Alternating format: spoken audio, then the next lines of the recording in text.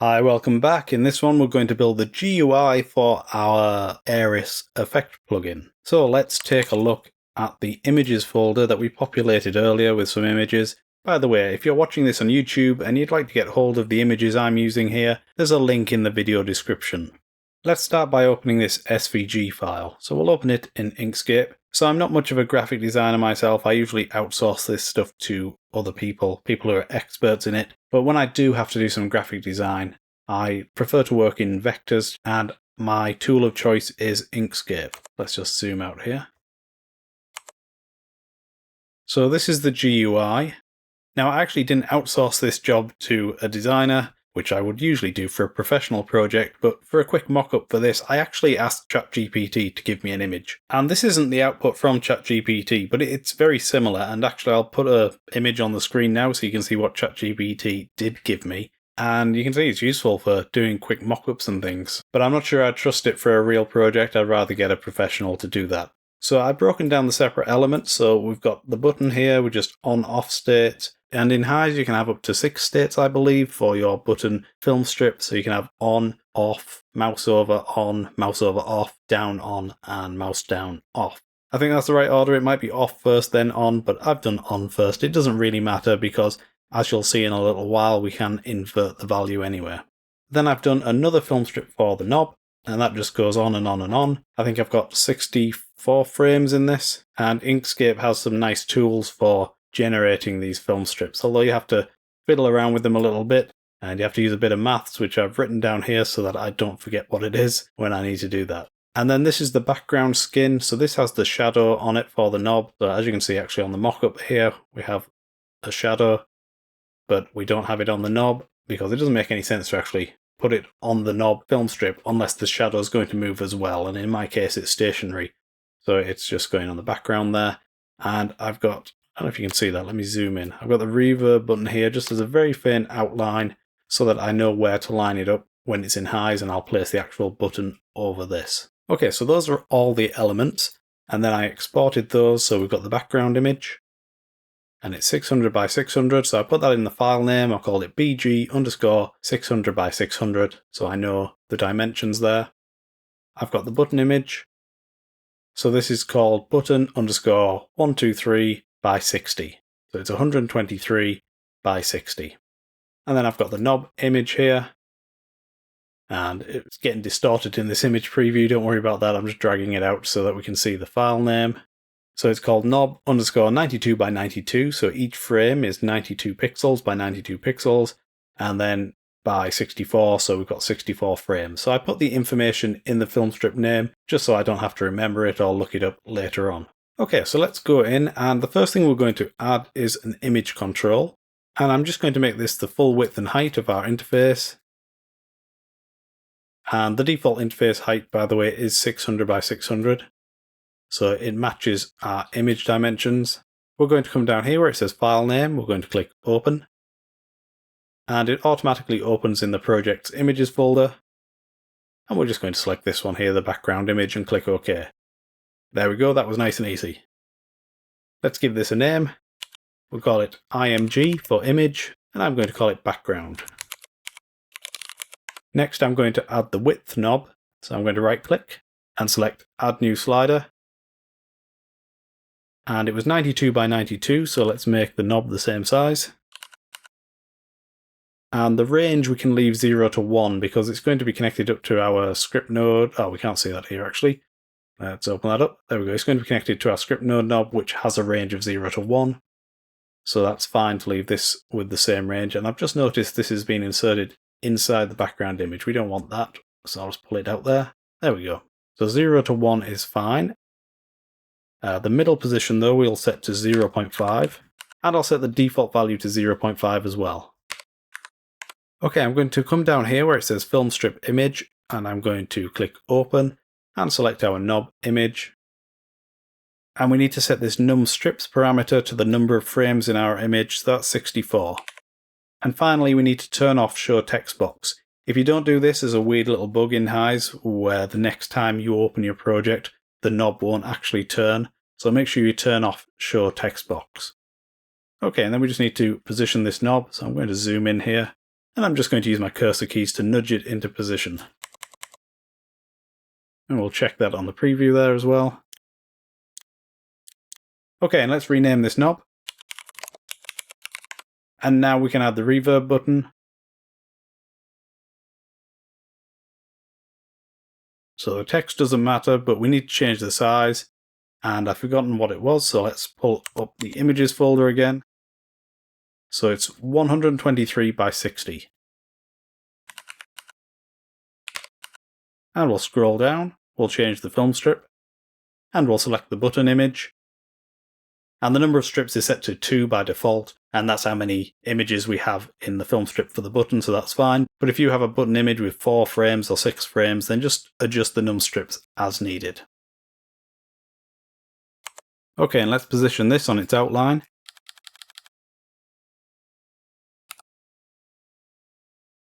And let's rename our button. We'll call it BTN Reverb. And now we need to add an analyzer to connect to our analyzer here in the back end.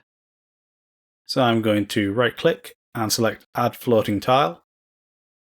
And from the content type drop down, I'm going to select Audio Analyzer. For the processor ID, I can use the processor ID of our analyzer. So I'll just copy that across. We need to change the index to the type of analyzer that we're using, and we get that from this drop down. So the nothing option would be -1, and the goniometer is going to have an index of 0.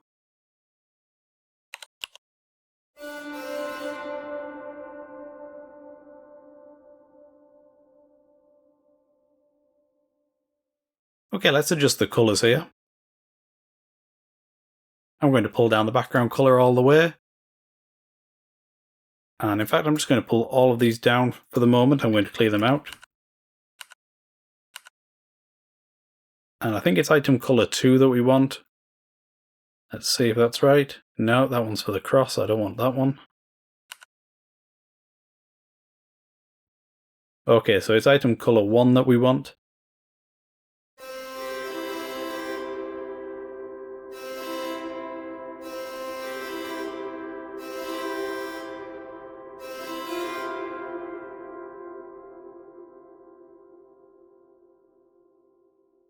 That looks a little bright to me. I'm just going to dull it down a little. Yeah, that looks alright to me. Okay, let's rename this floating tile. I'll call it FLT Analyzer. And now we just need to connect the controls on our UI to the controls in our effect. So we'll start with KNB width. We're going to select from the processor ID our script effect. And for the parameter ID, we're going to select width. So this takes the name that we gave the parameters here. So we call this knob width, so that's what we see on the front end, and we call this one reverb, so again we'll see that on the front end. So we'll click on the reverb button now, and we're going to select from the processor ID script effects1, and for the parameter ID we'll select reverb. Okay, let's open our effect up, and we'll open the GUI so we can see everything at once. Let's just reposition these a bit. So when I adjust the width knob on the GUI, we should see the width knob in the effect move as well. So they're connected correctly. And when I press the reverb button on the GUI, we should see the reverb knob switch between 0 and 1. And that works correctly. Well, almost. Do you remember I said there was one more node I wanted to add to our network? Well, that's what we need to do now, because this reverb button is off at the moment. But can you see our knob is on? And when I turn the button on, the knob goes off. Now the reason this happens actually is the button is actually on, but what's happened is I've got my film strip the wrong way around. It should have been off first and then on. So let me just show you that. If we go back to the interface, and I remove the image from our button. So I'm just going to select Use Default Skin. And I'll probably need to hit Compile for that to take effect.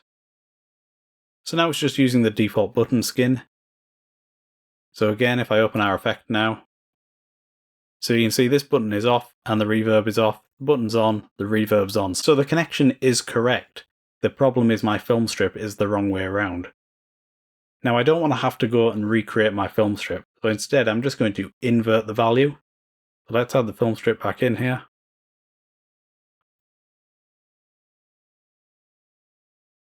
So we're going to go to the effect and we're going to invert this value. And I'm going to start by removing this connection here from the reverb knob.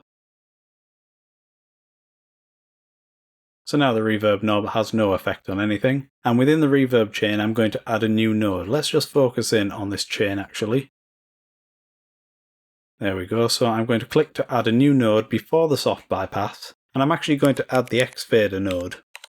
And this is a really useful node. It can be used for all kinds of things. So it has a value knob. And you can see that little line there represents the current value. And we have these two outputs which we can connect to various things. So when the knob is all the way to the left, we can get the output from output 1. And when it's all the way to the right, we get the full output from output 2. And anywhere in between, we get a mix of the two values. So that's how it works in linear mode. But there are actually several modes. So if you wanted like an equal power or an RMS crossfade, there are things like that. But because all I want to do is invert the reverb value, what I'm going to do is I'm going to select the switch mode. Depending on if it's crossed the center line, it's either off or on. So I'm going to connect my reverb knob here, my parameter, to the value knob. And you can see when the reverb is on and when the reverb is off. So I'm going to take the output from 1, which is in this case when the reverb knob is all the way at 0, and I'm going to connect this to our soft bypass. So when the value knob is all the way to the right, that means there's no signal coming out of number 1, so our bypass is enabled. So it essentially inverts the value. So let's have a look at it when I open this up. So if I enable the reverb, the value is 0, and that means there's signal coming out the left-hand side, so it turns on the reverb. But if I press it again, it now goes to 1. There's no signal coming out of the left-hand side, out of number 1 anymore, so our reverb is bypassed. Let's just test that.